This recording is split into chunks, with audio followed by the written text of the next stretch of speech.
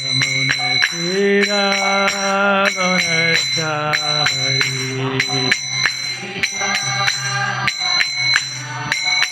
Yamuna Tira Vanachari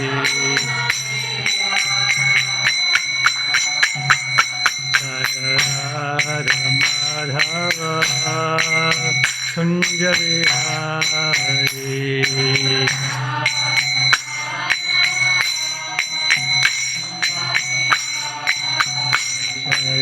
Radha Madhava Kunja Vihari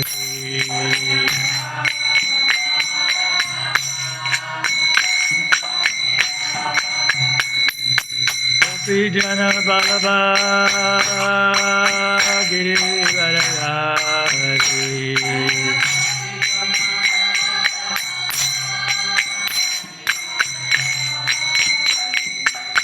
Yasura Nandana Brajajana Ranjana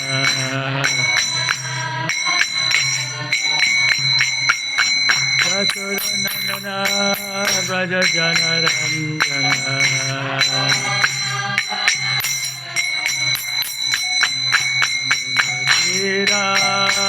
Ravanachari Yamuna Ravanachari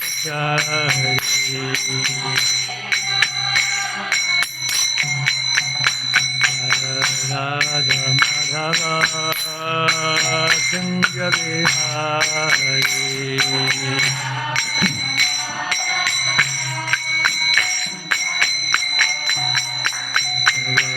Jana Balaba Girivarari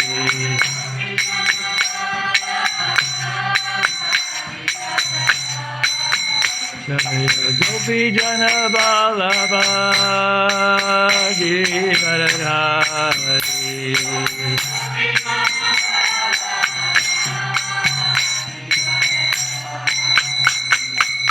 Yasura Nandana Brajajana Ranjana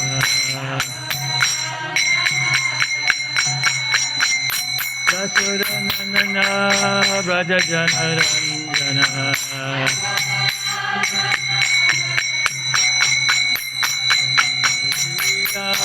Ravanachari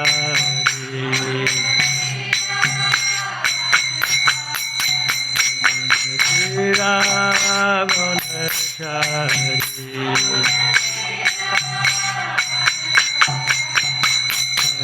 Radha Madhava Kunja Vihari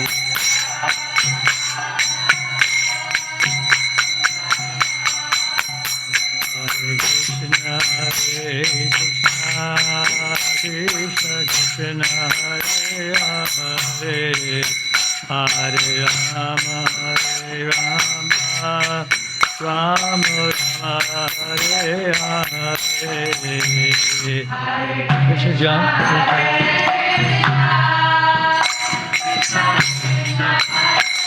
get my stick next to the bed. Hare Krishna Krishna Krishna Hare Hare Hare Rama Rama Hare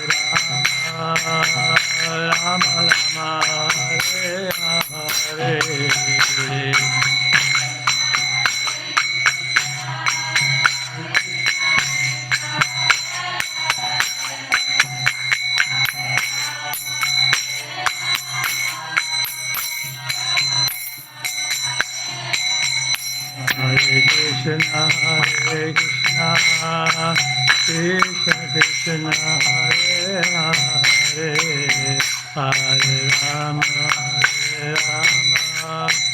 Rama Hare Hare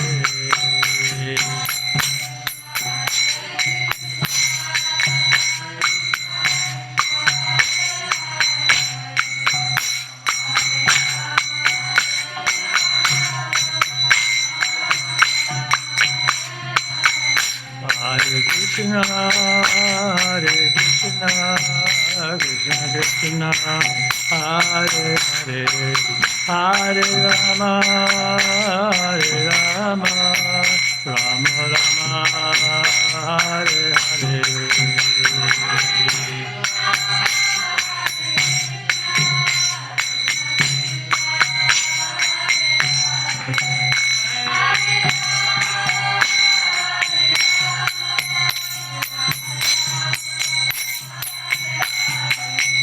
Hare Krishna, Hare Krishna, Krishna Krishna, Hare Hare, Hare Rama, Hare Rama, Rama Rama, Hare Hare.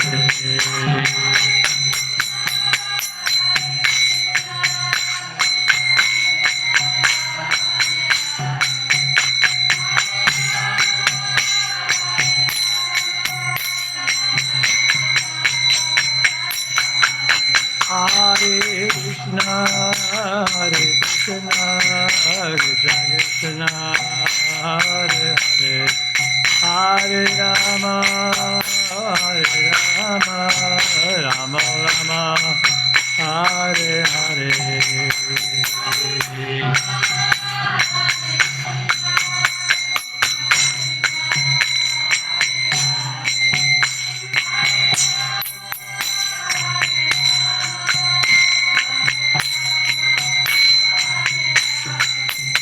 Jaya Prabhupada, Jaya Prabhupada, Jaya Prabhupada, Jaya Prabhupada.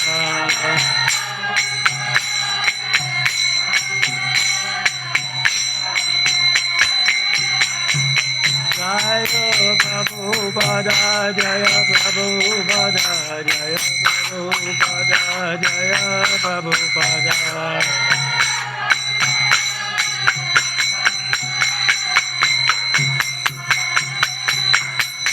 Jaya Prabhupada, Jaya Prabhupada, Jaya Prabhupada, Jaya Prabhupada.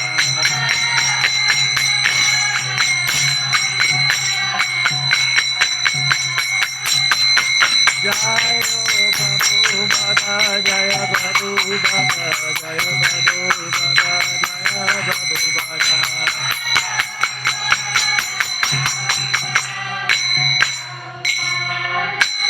Jai Om Vishnupada Prebrajapacharya Stotarasata Shri Srimad Divine Grace A.C. Bhaktivedanta Goswami Srila Prabhupada Ki Jai Ananta Koti Vaishnava Vrinda Ki Jai ISKCON Founder Acharya Srila Prabhupada Ki Jai Namacharya Srila Haridas Thakur Ki Jai Prem Shekaho Sri Krishna Chaitanya Prabhu Nityananda Shri Advaita Gadadhar Shri Vasadi Gaur Bhakta Vrinda Ki Jai Shri Shri Radha Krishna Gopinath Shama Kunda Radha Kunda Giri Govardhana Ki Jai Shri Shri Vrindavan Dhama Ki Jai Shri Navadip Dham Ki Jai Shri Shri Mayapur Dham Ki Jai. All glories to the assembled devotees, all glories to the assembled devotees, all glories to the assembled devotees, all glories to Sri Sri Guru and Sri Gauranga. We're reading from the Srimad Bhagavatam, the 3rd canto, the 12th chapter. What's the name of the verse? Number of the verse? 42. What is it? 46? Maya Jaha Pankirun Padna Majayaha Pankir Utpana Prihat Pranato Bhavat Prihati Pranato Bhavat Majaya Pankir Putapa Prihati Pranato Bhavat Majaya Pankir Utpana Prihati Pranato Bhavat Mayaja from the bone marrow. Pankitihi, a particular type of verse. Utpana, became manifested. Brihat, another type of verse. Pranataha, out of the life breathing. Abhavat, generated. Translation. The art of writing verse, pankti, became manifest from the bone marrow. and that of the Brihati, another type of verse, was generated from the life breath and Lord of the living entities.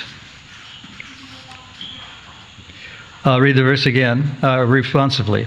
First, the art of writing prose, Pankti, became manifested from the bone marrow, and that of Brihati, another type of verse, was generated from the life breath of the Lord of the living entities. The verse again, the art of writing verse, Pankti, became manifested from the bone marrow, and that of the Brihati, another type of verse, was generated from the life breath, the Lord of the living entities. So we're learning from this verse that the Lord Brahma is all-powerful and pervading, and he's, in a sense, he's Bhagavan. He's not the same as Krishna, but he's invested with the power of Krishna to create the universe. So he created many different things. He created the sense of crime, the sense of doing well, the sense of murder, the sense of eating, the sense of everything he created. So in a sense, everything is coming from Lord Brahma, originally from Krishna, but because he invested Lord Brahma with the power of creativity, he created the universe. And he created all things within this universe, including all these things that are unpleasant in the universe. One of the things he created was the sex drive, and he became a victim of it himself when he found that he was lusting after his own daughter. And Prabhupada, in a previous purport, he writes that there's a message behind this thing. Of course, Brahma eventually relinquished that body because he felt that he shouldn't have that, and it became that body became fog and darkness. And then he created in another kalpa, in another lifetime, he created another verse. So he's all powerful and has that powerful. Sometimes he is visible, sometimes he is not visible. Sometimes he's manifest, and sometimes he is not manifest. When he is not manifest, like to most of us, we can't see him, but there's images of Lord Brahma everywhere. There's statues, even in Las Vegas, in front of one of the casinos, there's a statue of Lord Brahma. I don't know if it was solid gold or gold-plated, but he had 4 heads, and it was Lord Brahma. So the purpose behind this exhibition of his lusting after his own daughter was that he was chasing after her, and it was arranged by Krishna that he would pass in front of many wise sages, and they saw even Lord Brahma could succumb to sexual desire. So then they started to think for themselves that this is a very dangerous thing, and it has to be abolished. So one of the points is that Lord Brahma is not the same as Krishna. I mean, he's invested with the same powers as Krishna, but he's not the same in the sense that he's not identical with the Lord. He doesn't have a blue body. He doesn't have all the attributes that Krishna has. So this is Lord Brahma, and the other thing about Lord Brahma that's mentioned in one of the purports, and I think it's in a lecture too, is that he doesn't have the same powers that Krishna had. He has only, I think it's 78%, and that all of us can achieve that if we're very fortunate and very persistent. So Lord Brahma, although he's very powerful, sometimes he makes mistakes, and this was a mistake. When Prabhupada was walking, this was brought up to him, but how could someone who's the head of our sampradaya, who's the creator of the universe, have this kind of a fall down? And it was sort of dismissed by Prabhupada as being, well, Lord Brahma is a living entity. He's not fully empowered to engage in all the things that I engage in. So Prabhupada kind of dismissed it. And so the Lord Brahma has great power, and in a sense that he's the most powerful person in the whole universe because he created this universe. And everything that he created is we find today. Like there's airplanes, there's submarines, there's telephones, there's medicine, and all these things that we think are so great were actually created by by Lord Brahma and by Lord Krishna originally. So they had the power to fly. They had the power to walk on water or go underwater. And this is mentioned in the Nectar of Devotion, that there are different types of perfections that the devotees, especially the yogis, can exercise. They can reach all the way to the moon with one hand. They can reach for a flower or a fruit in a very distant part of the world. They can do many great things. And so these things that we think are so wonderful were actually have always existed, and they existed in the Vedic era. There were airplanes that they didn't rattle, they didn't make a lot of noise, they didn't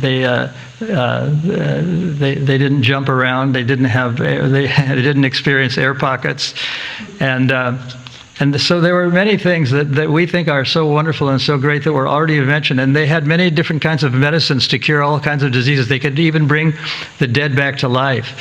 And when Lord Chaitanya was battling with Ravana, there was a case where some of his soldiers were temporarily disabled by the weapons of Brahma, and Hanuman went all the way to the Himalayas to get medicine from. There were certain plants that had capabilities of remedying diseases. So they were.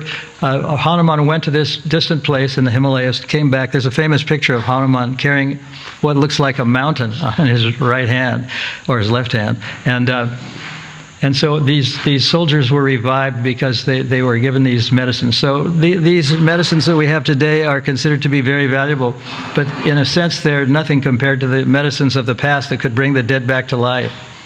That happened several times. The dead were brought back to life, and people who were snake bitten were revived by special herbs that were made from the plants that were available in those days.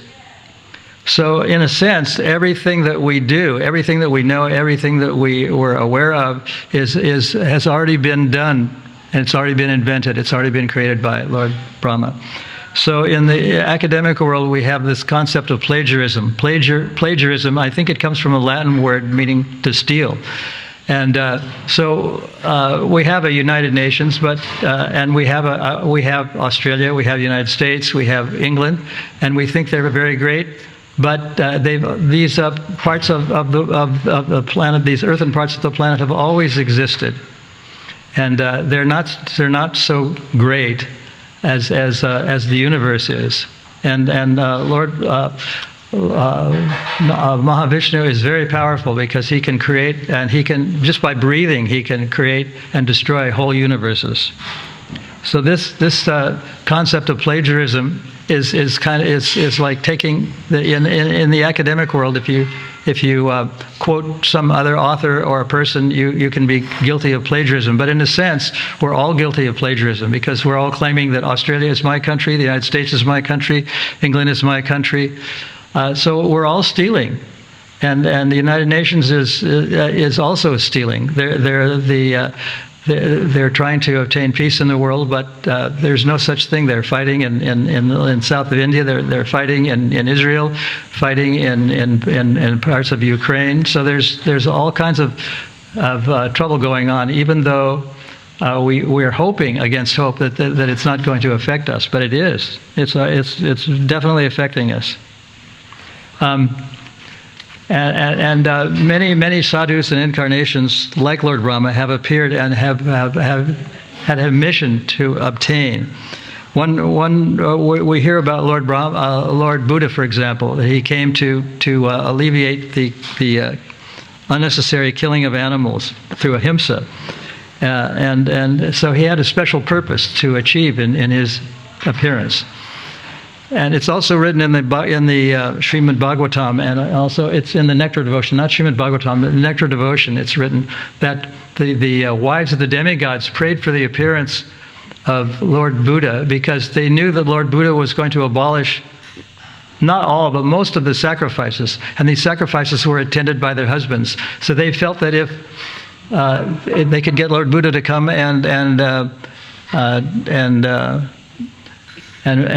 relinquish these very, very powerful ways of life or yagyas, that they would stay with their spouses, and they would be at home all the time. So that's one of the reasons for Lord Buddha's appearance that we don't hear about so often, but it's actually written in the Nectar of Devotion. There was a case where, you probably don't know this, and I talked about this on one of the videos that I'm doing with Vishnu John, about how the land that the Krishna Balaram temple was built on was obtained. When Gunarnava was here, he mentioned that the front part of the land, there's a 54 feet of frontage on the land, was reserved by the husband of the person who owns the land, saying because he wanted, she said that he wanted to have shops there so he could earn some extra money. So when they went to Mathura to sign the deed, he didn't go because he didn't want to sign off on a property that he wasn't going to have that much control over, to have the shops. But it went ahead anyway. And what happened was, there's a devotee named Gita Baba, Saran. Devi, Gita Devi Sarat. And she and her husband were residents of Vrindavan. They lived in Vrindavan for many years. And the house that they lived in had rooms one after the other, like in railroads. There were like 7 rooms, one after the other. And Prabhupada wanted this property very much, and he spoke to Gita Devi Bhavat about he said that why don't you donate this land to us? This is a very nice piece of land. And her husband was there, and he said, well, it's a little bit too far away. I mean, he had other motives, but he said it's too far away from the city of Vrindavan, from the center of Vrindavan. And he said, that's all right. Prabhupada said, that's all right, because Krishna and Balaram played there in the sacred sands of Raman Reti. So if you can give it to us as a donation, it would be very nice. Of course, if you want to sell it, you can sell it to us, and we'll buy it. We'll buy it at any price, he said to her. And this is part of this is written in a book by Mula Prakriti called Our Prabhupada, the friend of all, and in Shamasundar's book about chasing rhinos with the Swami. So Prabhupada went into room number 3. There was 1, 2, 3, 4, 5, 6, 7 or 8 rooms, or 7 rooms. And while he was in that room, he was with a number of devotees. He was with Shamsundar, he was with Malini, he was with a few other people were there. And he assigned this devotee named Kshirodakshai Vishnu to negotiate the whole property transfer.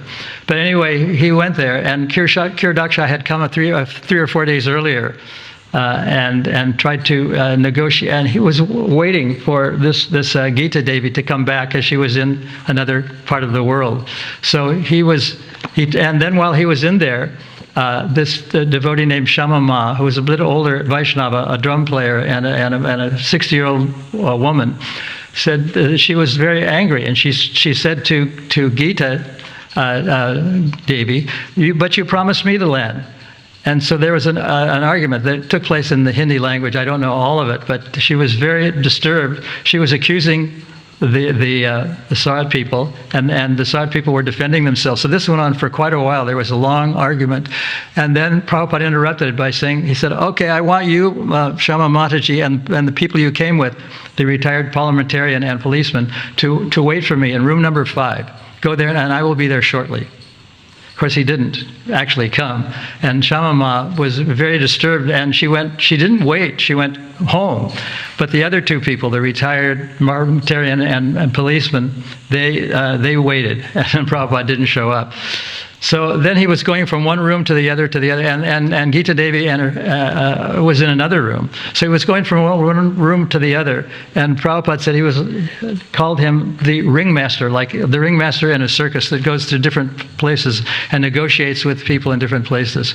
So eventually, the land was given. I don't know if it was donated or if it was paid for, but and what happened was, they were supposed to sign a deed, and they finalized the deed in Mathura. But what happened was, Prabhupada knew a man who was a judge in Mathura. So he actually came there.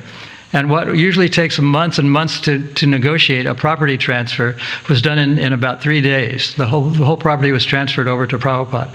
And there was later on some chicanery that went on. There was that someone overnight had dug up the pit that Prabhupada had put the Seshanaga in, and they destroyed the ISKCON sign. And it's never been proven who was behind it or who did it, but their suspicions do remain.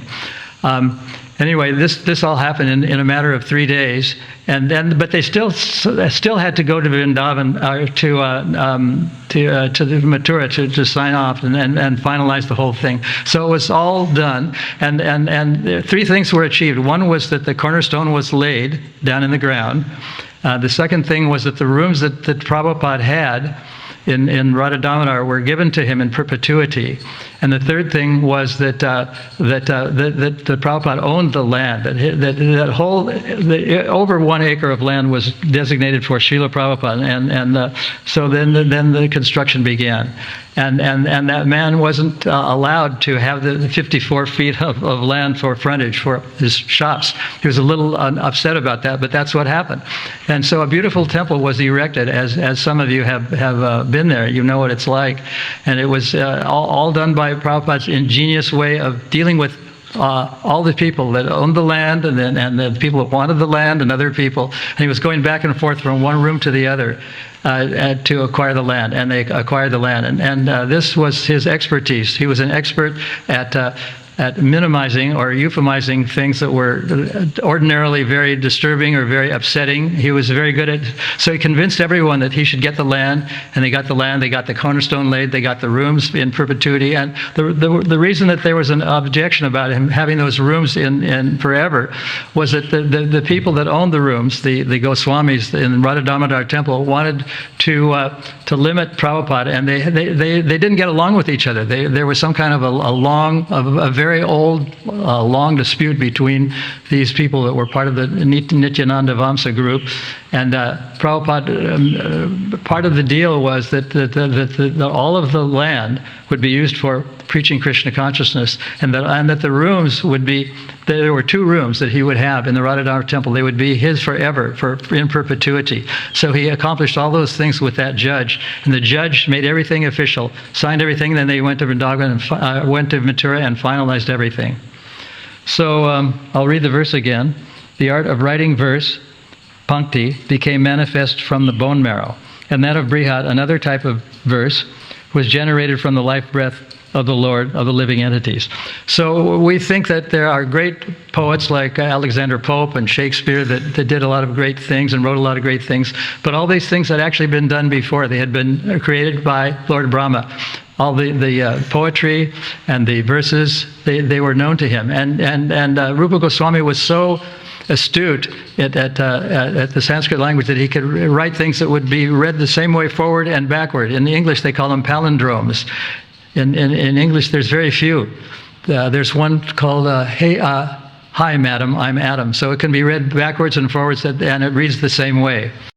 So that's basically what a palindrome is. And Rupa Goswami was in that mood of writing palindromes, and they were actually created by Lord Brahma, who created the entire universe and all the different kinds of poetry and fiction that we're so proud of. So if there's, I'm going to read the verse again and then ask if there's any questions. The art of writing verse, Pankti, became manifested from the bone marrow, and that of Brihati, another type of verse, was generated from the life breath of the Lord of the living entities. So any comments or questions about the verse or anything that's been said?